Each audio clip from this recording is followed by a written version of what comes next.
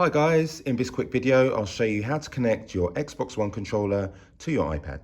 So let's start with the iPad. We'll go to Settings, then Bluetooth, and if it's off, just toggle it on.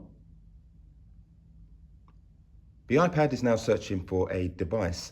Grab your Xbox One controller and power on.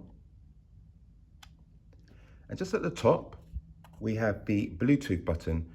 Press and hold that for a couple of seconds and you'll notice the X starting to flash very quickly.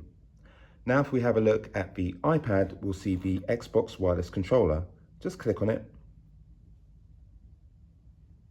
It asks us to pair and we're now connected.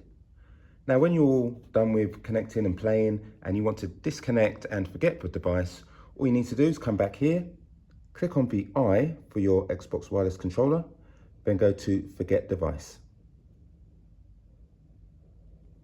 So hopefully that's helped you out. If it has, please give the video a quick thumbs up. It really helps me out. Thanks very much for watching my video and I hope you have fun playing your games and have a great day ahead.